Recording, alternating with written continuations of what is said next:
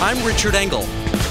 I've traveled to a lot of dangerous places, been caught in the middle of wars and revolutions, but there are also fascinating places that deserve to be explored. Many you won't find in a travel brochure or tour book. And I'm going to take you there.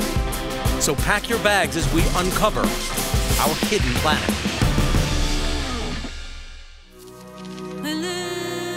You've probably heard the expression from here to Timbuktu. Some might think this mythical city only existed in fairy tales, but it is real. And of course, it's about as close to the middle of nowhere as you're going to get. Timbuktu is located in the West African country of Mali, on the edge of the Sahara Desert. In reality, it was a city that grew rich as part of the trade route that sent great camel caravans across the Sahara laden with gold. We have just arrived in Mali, and we are beginning now the long journey to Timbuktu. And it'll take us about 14 hours to get to Timbuktu. Most of that is on reasonably good paved road. The last several hundred miles, however, there won't be any road at all. You definitely know when you're in Mali, the architecture, culture, and music are completely unique. Our drive continues to the city of Jenne. Jenne claims to be the oldest city in West Africa. This ancient town is truly an amazing sight during the rainy season, when it becomes an island surrounded by water, because the city is made entirely of mud. So how do you keep your home from just melting away? The people of Jenne have come up with an ingenious but labor-intensive solution. Every year they have a mud festival. Villagers gather to give this city and its star attraction, the Great Mosque, a new coat of mud. The Great Mosque, built in the 13th century, lasted a few hundred years before it fell into ruins. Then in 1906, it was rebuilt using adobe. Today, the monument is the largest adobe structure in the world.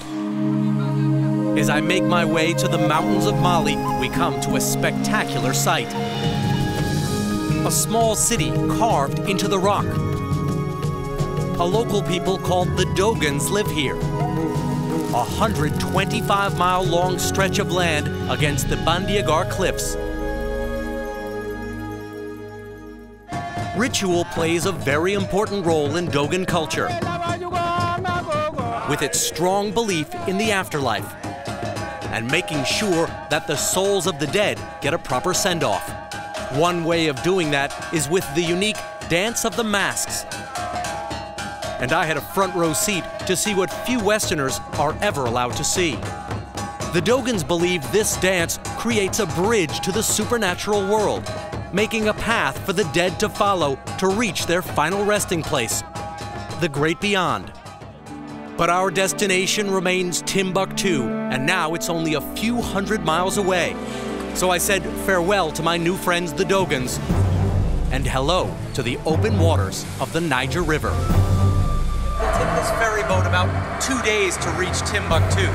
This river baffled early map makers because counterintuitively it flows inland from west to east. Discovering the course of the Niger was one of the great mysteries of African exploration. The 2,600 miles of river is the pulse of this country, Mali's heart and soul. It provides food, drinking water, and irrigation for farming. It is also one of the only ways to reach some of the more remote places in Mali. This is life along the Niger River. Small fishing camps where men prepare to catch dinner, and women tend to animals and children. It's a simple, uncomplicated, but hard life. As our day on the river ends, so does this leg of our trip. There's still no paved road for the last several hundred miles to Timbuktu, so by far the fastest way to get there is by plane. We touched down at Timbuktu Airport and were greeted by our tour guide, Khalis. He's a Tuareg. Nice to see you, Richard. So who are the Tuareg people? The Tuareg people first appeared in the Sahara in the 7th century. They became known as masters of camel caravans, traveling through the desert bearing salt, gold, ivory, and slaves. Halis whisks us to his camp on the outskirts of Timbuktu and welcomes us with what else but a dance. Dancing is a way of life in Mali.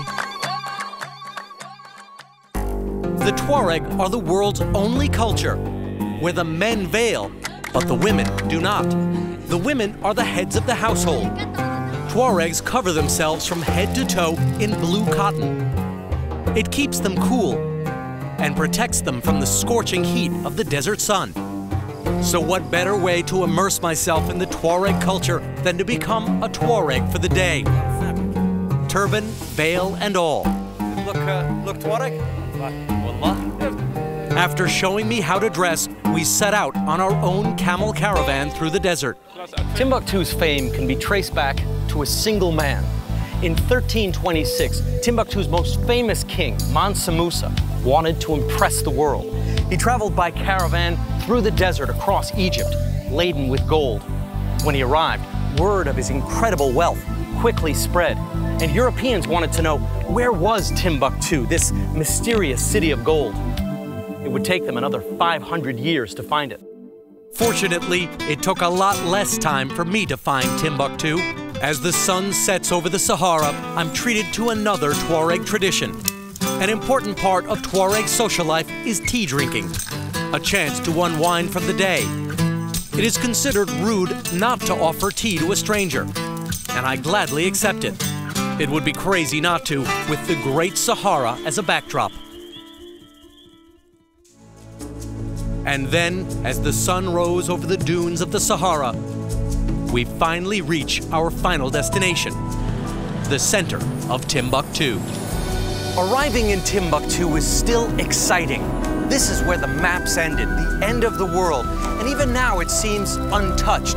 There are no tourist shops. We're the only foreigners here. And when you're in Timbuktu, there's a wonderful feeling of being disconnected,